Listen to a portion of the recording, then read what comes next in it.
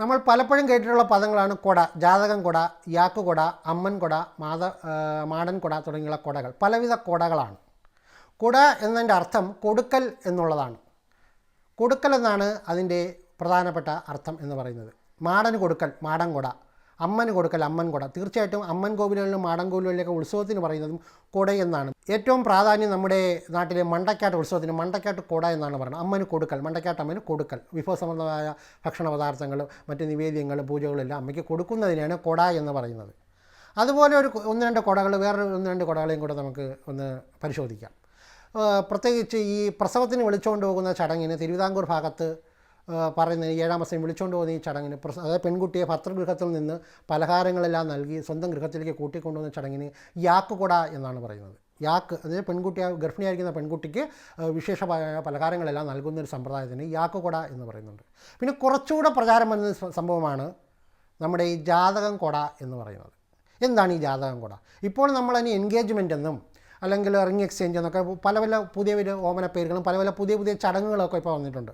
പക്ഷേ പണ്ട് നമ്മുടെ തിരുവിതാംകൂറിലെ വിവാഹത്തിൻ്റെ ആദ്യ പടി എന്ന് പറഞ്ഞാൽ കാരണവന്മാർ തമ്മിൽ, രണ്ട് വീട്ടുകാർ തമ്മിൽ വിവാഹം നിശ്ചയിച്ച് കഴിഞ്ഞാൽ ആദ്യത്തെ ചടങ്ങാണ് ജാതകം കൊട എന്ന് പറയുന്നത്. ജാതകം കൊടുക്കൽ എന്നാണ് അർത്ഥം. അപ്പോൾ ഇന്നത്തെ കാലമല്ല, പണ്ടത്തെ കാലത്ത് വിദ്യാഭ്യാസ ആളുകൾക്ക് കുറവായിരുന്നു. പ്രത്യേകിച്ചും സ്ത്രീകൾക്ക്, പെൺകുട്ടികൾക്ക് വിദ്യാഭ്യാസം നന്നേ കുറവായിരുന്നു. അപ്പോൾ ഇന്ന് നമ്മുടെ ഒരു ഉദ്യോഗത്തിനോ മറ്റുള്ളതിനോ നമ്മുടെ 10-ാം ക്ലാസ്സിലെ സർട്ടിഫിക്കറ്റോ മറ്റു രേഖകളോ ഹാജരാക്കുമ്പോൾ അന്ന് ഒരു പെൺകുട്ടിയെപ്പറ്റി അവളുടെ ഔദ്യോഗിക രേഖ എന്ന് പറയുന്നത് ജാതകമാണ്. കാര്യം അവൾ ജനിച്ച ദിവസം, ജനിച്ച സമയം, ജനിച്ച സ്ഥലം, നക്ഷത്രം, ഇതെല്ലാം ആ ജാതകത്തിൽ ഉൾപ്പെടുത്തിയിരിക്കും. അപ്പോൾ ഈ ജാതകം ആ വരൻ്റെ വീട്ടുകാർക്ക് കൊടുക്കുന്നതിലൂടെ ഈ പെൺകുട്ടിയുടെ വീട്ടുകാർ അവളെ സംബന്ധിച്ചുള്ള ഔദ്യോഗിക രേഖ ആ വീട്ടുകാർക്ക് കൈമാറുകയാണ്.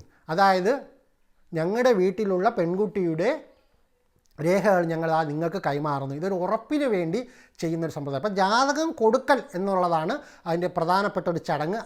അത് തികച്ചും നാട്ടുഭാഷയായിട്ട് വന്നപ്പോൾ എന്തായി, ജാതകം കൊടയായി മാറി. ആ പ്രധാന വിവരങ്ങൾ ഞാൻ നിങ്ങൾക്ക് കൈമാറുന്നു. ആ പെൺകുട്ടിയുടെ വിവരങ്ങൾ കൈമാറുന്നതിലൂടെ നിങ്ങളുടെ കുടുംബത്തിലേക്ക് ഞങ്ങളുടെ പെൺകുട്ടി അയക്കാനായിട്ട് ഉള്ള സമ്മതം ഞങ്ങൾ അറിയിക്കുന്നു എന്നാണ് അതിൻ്റെ മറ്റൊരു തലത്തിലുള്ള അർത്ഥം. അതാണ് ഈ ജാതകം കൊട എന്ന് പറയുന്നത്. പണ്ടത്തെ കാലത്ത് മരുമക്കത്തായം വളരെയധികം മുന്നിട്ടുന്ന സമയത്ത് കാരണവന്മാർ തമ്മിലാണ് അതായത് പെൺകുട്ടിയുടെ അമ്മാവൻ പയ്യൻ്റെ അമ്മാവനാണ് ഈ ജാതകം കൊടുക്കുന്നൊരു സമ്പ്രദായം ഉണ്ടായിരുന്നത്. അതുപോലെ തന്നെ പയ്യൻ്റെ ജാതകം തിരിച്ച് വാങ്ങിക്കില്ലായിരുന്നു. പയ്യൻ്റെ ജാതകം ഇങ്ങോട്ട് തിരിച്ച് വാങ്ങില്ല, പെൺകുട്ടിയുടെ ജാതകമാണ് അങ്ങോട്ട് കൊടുക്കുന്നൊരു സമ്പ്രദായമാണ്. ഇപ്പോൾ അത് കാലാന്തരത്തിൽ മറിഞ്ഞു. അമ്മാവൻ്റെ സ്ഥാനത്ത് അച്ഛന് സ്ഥാനം വന്നപ്പോൾ അച്ഛന്മാരായി.